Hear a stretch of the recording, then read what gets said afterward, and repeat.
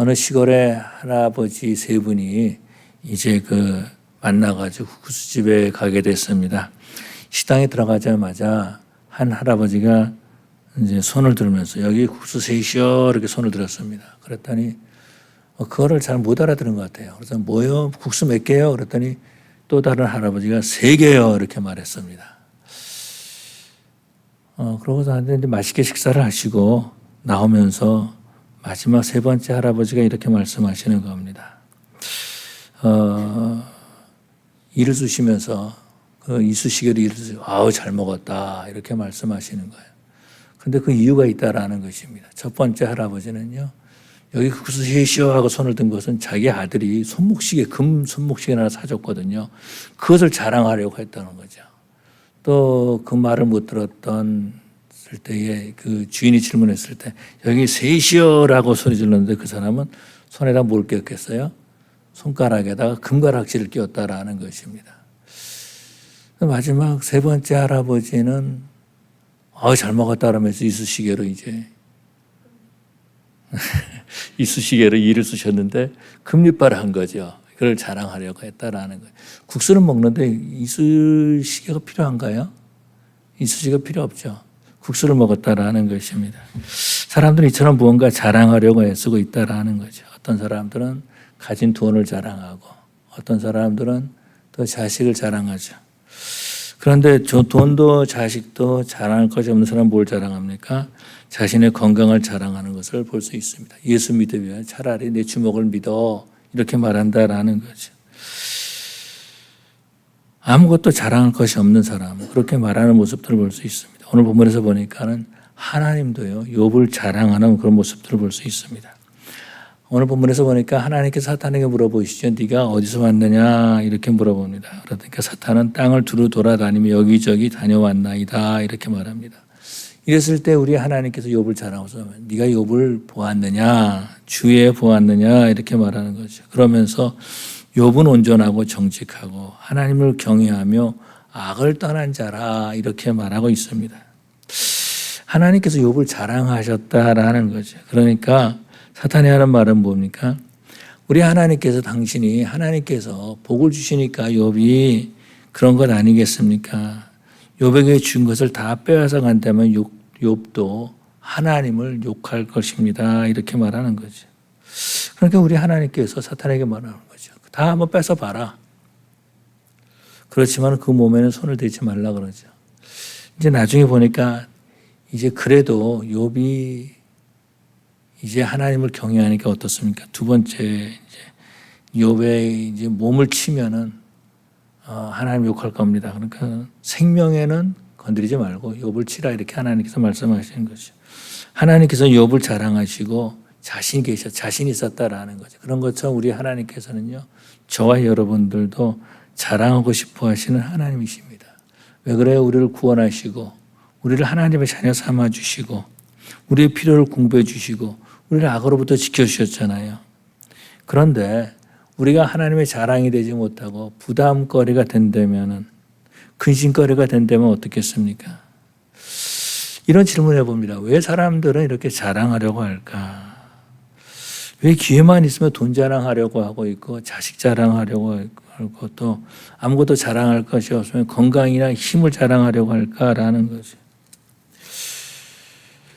영국의 셰익스피어죠. 영국의 문호 셰익스피어가 이런 말 했습니다. 맥베스라는 그 연기 4장 3막에 아침마다 새로운 과부들이 아우성치고 새로운 고아들이 울부짖으며 새로운 슬픔이 하늘의 낫을 치니라고 말하고 있는 것을 볼 수 있습니다.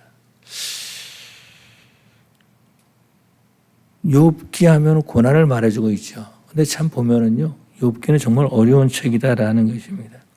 왜 그러냐면 욥의 친구들 보면 신앙이 있는 사람들이 이 사람이 신앙이 없는 사람들이 아니고 신앙이 있는 사람들이 보통 신앙을 가진 사람인데 욥은 하나님의 자랑이었다라는 거죠. 신앙이 깊은 사람이었다라는 것입니다. 신앙이 낮은 욥의 친구들의 말을 들으면은 옳은 것 같아요. 그런데 욥은 고난 가운데 불평하고 있다라는 것입니다. 나중에 보면은 하나님께서 욥의 친구들을 책망하죠. 하나님에 대해서 잘못 말하였다라는 것입니다. 지금은 이제 세상을 떠났지만은 팀 켈러 목사님이 이제 최근에 이제 가장 영향력 있는 목사님 누구냐? 팀 켈러 목사님이시다라는 거죠. 팀 켈러 목사님은 욥의 두 가지를 말하고 있습니다. 욥은요, 고난 가운데 있었지만 하나님을 떠나지 않았다라는 것입니다. 또 두 번째로는요, 하나님 안에서 그 고난을 다 받아들인 사람이 바로 욥이다 이렇게 말해주고 있습니다. 고난은 모든 사람에게 다 임하는 거죠. 모든 사람에게 다 임한다라는 것입니다. 하나님의 자랑인 욥에게도 고난이 임했고요.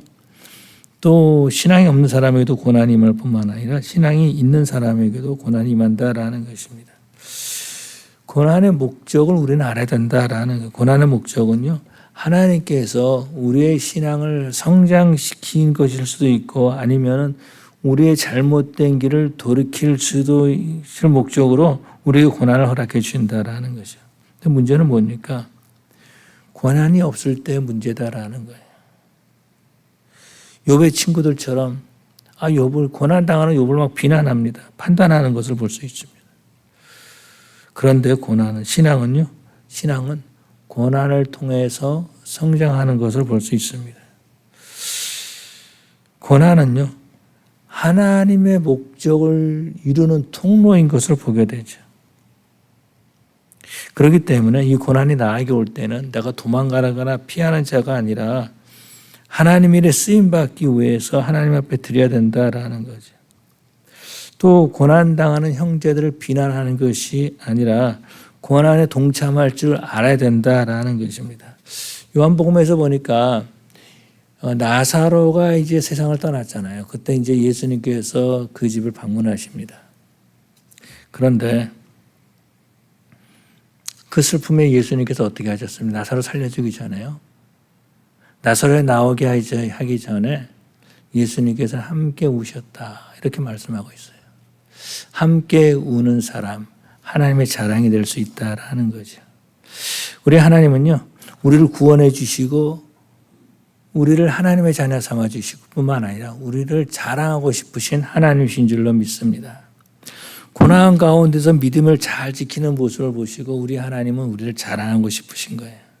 사도 바울도 그랬습니다. 사도 바울도 예수를 믿고 난 다음에 예수님만 자랑한 것을 볼 수 있죠. 그런데 사도 바울이 내가 부득불 자랑할 것이 있다라고 하면서 자신이 연약한 것을 자랑하는 것을 볼 수 있습니다. 그런데 어떤 사람은요, 자랑거리가 아님에도 불구하고 자랑하고 있는 사람도 있다라는 거죠. 마치 이런 겁니다. 한 거지가 자기 아들과 같이 있으면서 부잣집이 도둑 맞았다라는 거죠.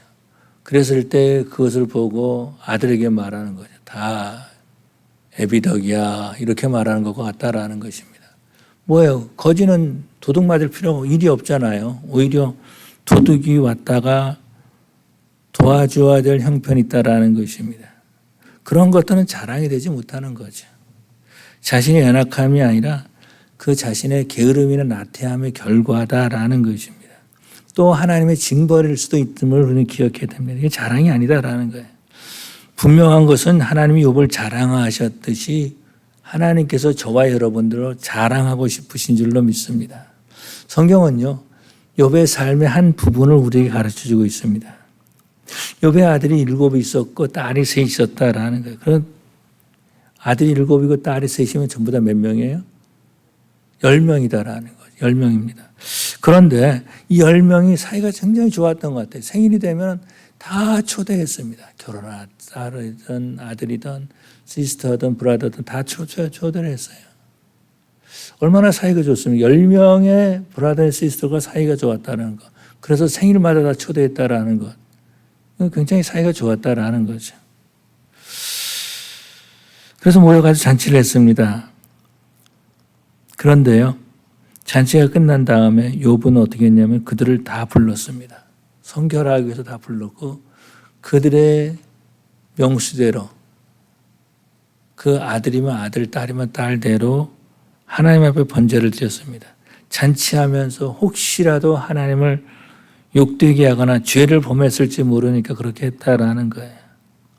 그런데 성경은 이렇게 말해주고 있습니다. 욥은 항상 그러했다. 이렇게 표현하고 있습니다. 제가 볼 때에 욥의 자식들이 10명이잖아요. 10명이 잔치를 했으면 몇 개월 했겠습니까? 10개월 한 거 아니겠어요? 그런데 생일에 시스터와 브라더를 불러올 정도였어요. 부르고 잔치를 했다면 엄마 아빠는 왜 안 불렀겠어요? 만약에 생일이 다 다르다라고 한다면 달마다 다 다르다면 한 달에 한 번씩 아마 잔치를 했을 것 같아요. 꼭 그런 건 아니겠죠. 어느 달은 한 달에 2번 했을 수도 있고 한 달에 3번 했을 수도 있을 것이다라는 거죠.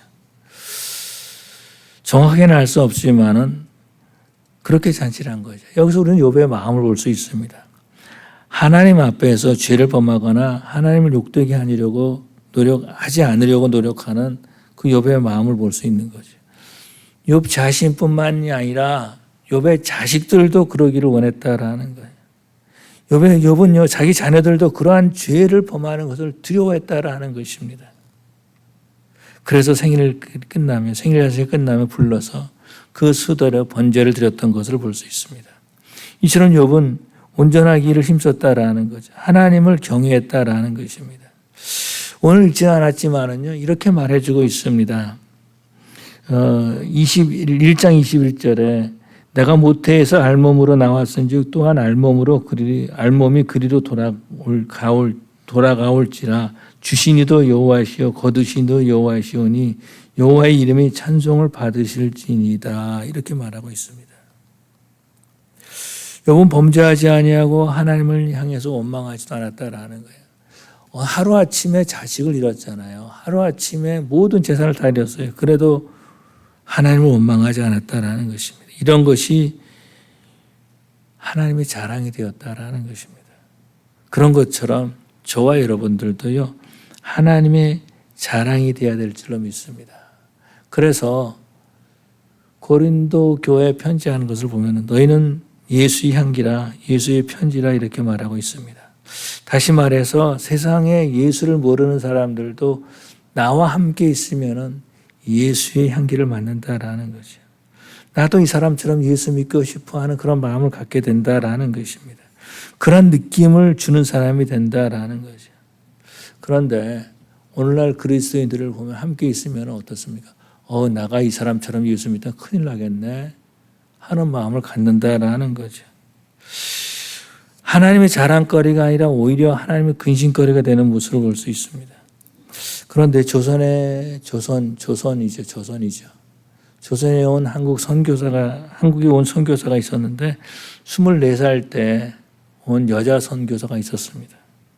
이 젊은 선교사는요. 조선에 와가지고 9개월 만에 죽었어요. 1년도 못 채우고 9개월 만에 죽었어요. 왜 죽었냐면 급성 맹장염으로 죽었다라는 거죠. 그런데 그가 조선에 있으면서 편지를 보냈어요. 아마도 이 편지는 그가 죽은 다음에 아마 받았을 것 같아요. 그 편지를 누구한테 보냈냐면 텍사스에서 이분이 왔는데 텍사스 청년회에 이 편지를 보냈습니다. 뭐라고 보냈냐면요. 조선에 와서 20명이 30명이든지 와서 복음을 전해달라. 나에게 1000개의 생명이 때문에 다 나는 조선에 바치고 싶다. 이런 편지를 보냈다라는 것입니다. 이 젊은 여자 선교사는 루비 캔드릭이라고 하는 선교사입니다. 우리가 잘 알고 있는 조선에 온 셰핑 선교사가 있죠. 이분의 한국 이름은 서서평이라는 이름을 가졌습니다. 독일에서 이 사람은 불행하게 태어났어요. 아버지가 누구인지 몰라요. 어머니도요. 이 셰핑을 버리고 미국으로 와가지고 결혼했다라는 것입니다. 나중에 이제 어머니를 찾아서 이 셰핑 선교사가 어머니를 찾아서 미국에 오죠. 이때 오늘 미국 오는 건 배 타고 왔다라는 유럽에서 비행기 타고 온 것도 아니고 배 타고 왔어요. 그래서 어머니 집에 갔다라는 것입니다. 그래서 이제 환영받지 못하죠. 그러니까 기숙사에 있으면서 이분이 이제 간호학을 공부합니다. 간호학을 공부할 때에 어떤 선교사의 말을 듣죠. 조선에 의료 선교사가 필요합니다. 이 말을 듣고 내가 가겠습니다 하는 말을 듣고 조선에 왔다라는 것입니다. 조선에 와가지고 많은 선교사를 섬겼습니다. 많은 여성들을 섬겼어요. 또 전국 여전도 협회를 창설하고요. 또 조선 간호협회를 창설했던 것을 볼 수 있어요. 그 외에도 많은 것을 했죠. 서자평 선교사, 쇠핑 선교사 자신이 있는 것을 다 나눠줬다라는 거예요. 그러다 보니까 자기가 덮고 자는 담요도요 찢어서 나눠줬어요. 물론 자기가 먹고 있는 양식도 다 나눠준 거죠. 그래서 이분이 세상을 떠났는데 이분이 세상을 떠난 그 병명이 뭐냐면 영양실조다라는 것입니다. 영양실조예요. 그리고 이번에 그 머리맡에 그런 말이 있었다는 거죠. 성공이 아니라 섬김을 위한, 성공이 아니라 섬김이다라는 거죠. 그래서 섬김의 삶을 살았다라는 것입니다.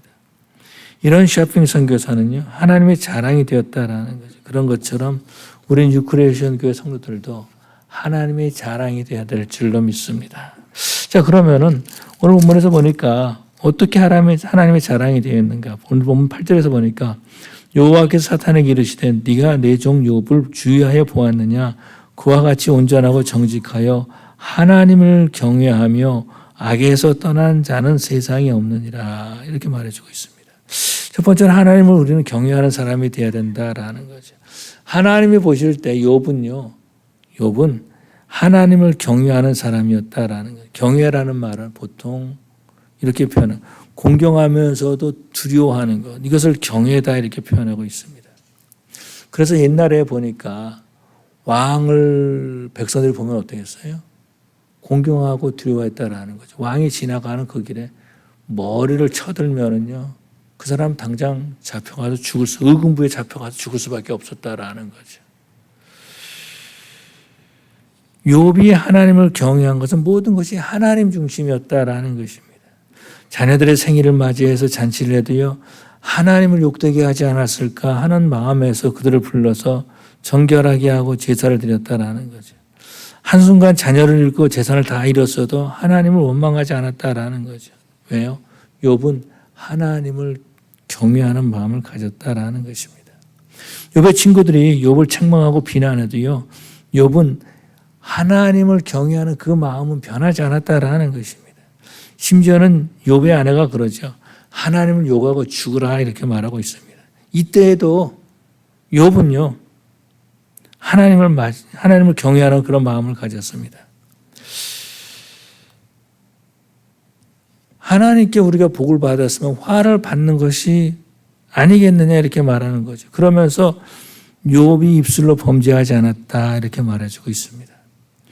욥의 친구들이요, 욥을 책망해도 비난하지 않았고 욥은 하나님을 경외하는 마음을 변하지 않았다라는 거죠. 오늘날 신앙생활하는 사람을 보면은요, 하나님을 경외하는 마음을 잃어버린 것을 볼 수 있어요. 하나님을 믿는다고 하면서 입술로는 범죄한다라는 거죠. 하나님은 욥의 하나님을 사랑하고 경외하는 마음을 보신 거죠. 욥이 하나님을 경외하고 사랑하는 마음을 보셨다라는 것입니다. 그래서 우리 하나님은요, 욥을 자랑하고 싶었던 것입니다. 그러면은 이런 질문을 해볼 수 있는 거죠. 나는 하나님의 자랑이 되고 있는가? 아니면 근심과 걱정거리가 되고 있는가? 내 자신을 한번 살펴보고 질문해 볼 수 있다라는 거죠. 하나님은 사탄에게 이렇게 말합니다. 욥을 주의하여 보았느냐? 주의하여 보라는 거죠. 그리고 주의하여 보면 욥은 하나님을 경외하는 것을 알게 될 것이다라는 거죠. 그때 사탄은 뭐라고 말합니까? 욥이 까닭 없이 하나님을 경외하리까 그에 가진 소유를 치면은 하나님을 경외하기보다는 욕할 것입니다라고 말하는 거죠. 사탄이 하는 말은 무엇입니까? 욥이 하나님을 경외하고 있는 것은 가짜다라는 거예요.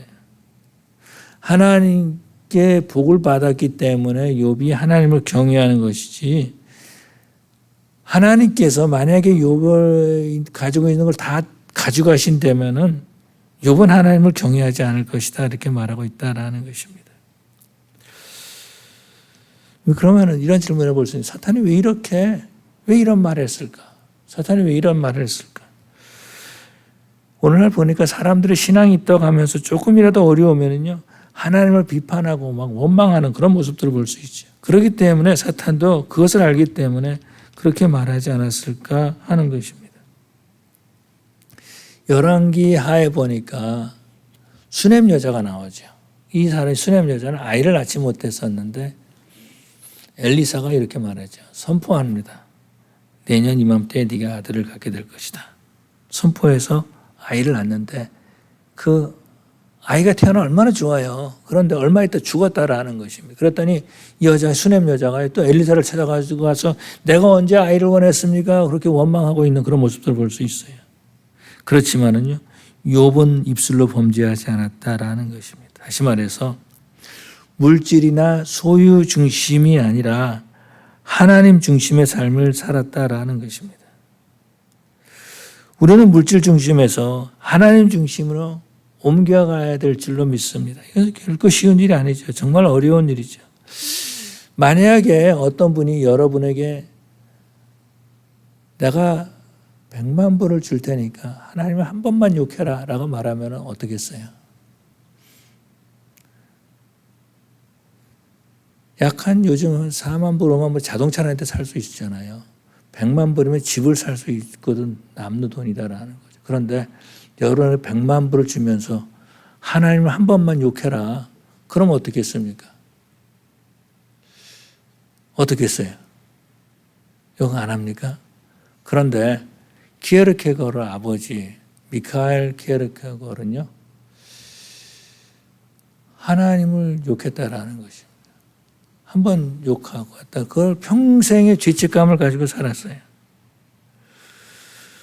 다시 말해서 우리는 하나님이 무엇을 기뻐하실까 생각하냐면 어느 순간 우리가 하나님 중심의 사람이 된다라는 것입니다. 하나님 중심의 사람은요, 하나님을 경외하는 사람이죠. 그런 사람이 하나님께 자랑이 된다라는 것입니다. 제가 언젠가 여러분, 우리 성도들에게 그런 얘기를 드렸으면 어떤 오렌지 카운티에 있는 어떤 치과 의사 부인에 대해서 말씀하셨습니다. 이 남자 집사님이 황 집사님이신데요. 그 이름을 내가 잊어버렸는데 무슨 석자가 들어가요. 그래가지고 항상 하는 말이 옐로우스톤은 내 거다. 그렇게 말씀하시는 분들이 계세요. 그리고 옐로우스톤이 왜 집사님 겁니까? 물어보면 옐로우스톤은 하나님이 우리 조상을 통해서 나한테 주신 거다. 그래서 옐로우스톤이 내 이름이 옐로우스톤이다 이렇게 말하고 있다라는 것입니다. 그런데요, 이분이 치과 의사로 있다가 은퇴해서요. 같은 교회에 있는 어떤 장로님이 의사신데 이분 내과 의사신데요. 항상 그랬다라는, 내가 은퇴할 거다. 그래요? 그럼 나도 은퇴해야지. 나이가 비슷하니까 은퇴했다라는. 그런데 내과 의사는 자기 오피스를 그만두고 다른 오피스에 가서 페이닥터로 일하면서요. 있다라는. 그래서 치과 의사는 그런 게 없나 봐요. 그래가지고 자기 은퇴해가지고 억울하다라는 거죠. 그러니까 수입이 당장에 없다라는 것입니다. 근데 그 부인이 이제 권사님이신데 그 권사님이 이제 그런 얘기를 하는 것입니다. 남편이 치과 의사로 일할 때는 11조를 냈어도 괜찮았다라는 거예요. 그런데 남편이 치과 의사를 그만두니까 11조가 상당히 적었다라는 거예요. 그래서 이분이 권사님이 내가 전에처럼 하나님 앞에 헌금하고 싶은데 어떻게 하면 좋겠습니까? 하면서 하나님 앞에만 기도했다라는 것입니다. 이 권사님 원래 결혼하기 전에 약사였다라는 거예요. 근데 결혼한 다음에 이제 아이를 낳고 난 다음에 이제 너무 바빠가지고 그만두었다라는 것입니다. 그러니까 그 남편이 은퇴했으니까 나이가 꽤 됐잖아요. 오래전에 약사였지. 다 잊어버렸다라는 것입니다.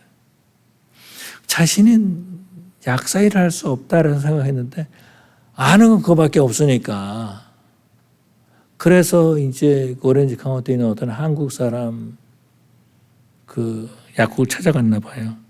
찾아갔더니 내가 일은 오랫동안 못하고 몸이 아파. 몸이 이제 나이가 들어서 오랫동안 못하는데 오래전에 나 약사였었는데 나를 좀 받아줄 수 있겠느냐 이렇게 말한 것 같아요. 그랬더니 그 약국에서요. 우리 약국에서 꼭 당신 같은 사람이 필요합니다. 이렇게 말했다라는. 그래서 직장을 얻었어요. 왜 그러냐면은 그 약사이신 분이요. 젊은 사람인데 애 피가 까야 되고 다른 일도 좀 해야 된다라는 걸. 그러니까 중간중간 이 사람이 없을 때 이 사람이 필요한 거죠. 근데 그런 잡을 줄 수가 없는 거예요. 사람들한테. 그런데 그 약국에서는 꼭 당신 같은 사람이 필요합니다. 이렇게 했다라는 것입니다. 그래서 그 권사님이 그 약국에서 일하게 됐다라는 거예요. 그러면서 권사님 말씀이 그 수입은 헌금하기 위해서 하나님이 주신 직장이기 때문에 그 수입을 전부 다 하나님 앞에 드린다라는 것입니다. 소유 중심에서 하나님 중심으로 바뀌었다라는 것입니다. 저와 여러분들도 소유 중심에서 하나님 중심에 되어서 하나님을 경외하는 신앙이 회복되어야 될 줄로 믿습니다. 두 번째로는요, 악에서 떠나야 된다라는 거죠. 마치 우리가 살고 있는 세상은요, 악이 지배하고 있는 세상 같아요. 욥의 아내가 이렇게 말하죠. 하나님을 욕하고 죽으라 이렇게 말하고 있습니다. 여기 있는 남자분들에게 물어볼게요. 만약에 여러분의 아내가 죽어라 그런 말하면 어떻겠어요? 아마 그런다면 아마 참 가정이 찢어지고 난리가 났겠죠. 그런데 욥은 그 말을 듣고요. 뭐라 그러냐면 그대 말이 어리석은 여자의 말 같도다 이렇게 말하고 있다라는 것입니다. 참 대단한 거죠. 욥은 자기 아내에게 화를 내거나 다투거나 하지 않았다라는 것입니다. 성경은 이렇게 표현하고 있습니다. 욥이 입술로 범죄하지 않았다 이렇게 말하고 있습니다. 어려움을 당하고 또 사랑하는 아내로부터 죽어라는 말을 들어도요 범죄하지 않았다라는 거죠. 악에서 떠났기 때문에 욥이 악에서 떠났기 때문에 아내의 악한 말이 가정을 움직이지 않았다라는 것입니다. 교회도 그렇지만은 가정도 마찬가지죠. 그런 모습을 보게 됩니다. 어떤 말이 내 가정을 이끌고 있는가? 남편의 말이 이끌고 있는가? 아내의 말이 이끌고 있는가? 혹은 자식의 말이 이끌고 있는가? 우리는 한번 살펴볼 필요가 있다라는 거죠. 그런데 그 말이요, 사랑의 말이 아니라 악한 말일 때 어떻게 하는가? 심지어는요, 종교의 탈을 쓴 억압의 말이나 혹은 무시의 말들이 가정을 이끌고 가는 것을 보게 됩니다. 하나님의 말씀이 가정을 이끌지 못하게 하고 악한 말들이 가정을 이끌게 한다라는 거죠. 내가 악에서 떠나지 아니하면 사람의 악한 말을 따라가게 되어 있다라는 것입니다. 그런데 우리 하나님은요, 욥을 악에서 떠난 자라 이렇게 표현하고 있습니다. 하나님은 욥을 너무나 잘 알고 계셨습니다. 단순히 욥을 자랑한 것이 아니라 자랑할 만한 욥을 우리 하나님께서 보셨다라는 거죠. 욥의 친구들이 와서 욥을 위로하거나 한 것이 아니죠. 신앙의 껍질을 입고 욥을 비난하기 시작했다라는 것입니다. 이 세상에서 보니까 신앙의 껍질을 입고 있는 사람이 참 많은 것 같아요. 그런 사람들은 오히려 욥과 같은 사람들에게 마음을 더욱더 아프게 하는 거죠. 그런데 우리 하나님께서는요, 우리가 이 악에서 떠나기를 원하고 계신다라는 것입니다. 악에서 떠나야지만이 우리가 하나님의 자랑이 될 수 있다라는 거예요. 이스라엘의 역사를 보는 북왕조 10지파 이스라엘과 남왕조 유다 2지파를 보게 되죠. 그런데 남왕조 유다의 왕들을 보면은 물론 악한 왕도 있고 선한 왕도 있었습니다만은 상당히 많은 왕들이요 다윗의 길을 따라갔다 이렇게 표현하고 있습니다. 그런데 북왕조 왕들을 보면은 그런 모습들을 볼 수 있어요. 느밧의 아들 여로보암의 죄를 떠나지 아니하였다 이렇게 표현하고 있다라는 것이죠. 악에서 떠나지 않았다라는 것입니다. 세상 나라의 왕이라 할지라도 하나님의 자랑거리가 되지 못한다라는 것입니다. 그런데 욥은 하나님의 자랑이 되었다라는 거죠. 자, 그러면 이런 생각을 해볼 수 있습니다. 우리가 어떻게 해서 악에서 떠날 수 있을까라는 것입니다. 시편 141편 3절에 내 입에 파수꾼을 세우고 입술에 문을 지키소서 이렇게 말해주고 있습니다. 우리는 혀를 제어할 줄 알아야 된다라는 것입니다. 문제는 뭐예요? 악한 말을 하고도 모른다라는 거죠. 야고보 선생은 뭐라 그랬습니까? 혀는 곧 불이요 이렇게 말해주고 있습니다. 자, 우리는 이런 질문을 해볼 수 있습니다. 나는 하나님께 자랑이 되고 있는가? 좀 더 구체적으로 이런 질문을 해볼 수 있는 거죠. 나는 우리 가족들에게 자랑이 되고 있는가?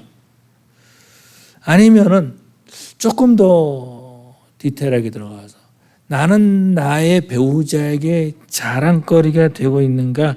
아니면은 비난거리가 되고 있는가? 나는 내 자식들에게 자랑거리인가? 아니면은 숨기고 싶은 그런 사람인가? 우리 뉴크리에이션 교회 성도들은요, 하나님의 자랑거리가 되는 그런 성도들이기를 원합니다. 나는 하나님을 이용하고 있는가? 아니면은 나는 하나님을 경외하고 있는가? 내가 하나님 앞에 헌신한다고 하면서 이 헌신을 통해서 무언가 얻으려고 하고 있지는 않은가? 하나님은요, 욥의 고난을 다 통과한 다음에 더 큰 은혜를 주시죠. 그것이 어떤 것입니까? 욥으로 하여금 자신을 보게 하셨다라는 것입니다. 뿐만 아니라 자신의 무능함을 깨달았다라는 거예요. 나는 지혜가 없고 지식이 없음을 고백했다라는 것입니다. 나중에 욥은 이렇게 말하죠. 내가 죽게 되어 귀로 듣기만 하였사오나 이제는 눈으로 주를 배웠나이다. 우리 주님과 하나님과 더욱더 친밀한 관계에 들어갔다라는 거죠. 욥은 소유 중심이 아니라 하나님 중심의 삶을 살았다라는 거죠. 그랬을 때에 욥이 고난당하기 전보다도 훨씬 더 갑절이나 많은 복을 하나님이 주셨다라는 것입니다. 이렇게 표현하고 있습니다. 욥의 형제들, 욥의 자매들, 또 욥이 알고 있는 사람들이 다 욥을 방문합니다. 그러고 난 다음에 욥에게 선물을 주는 것을 볼 수 있죠.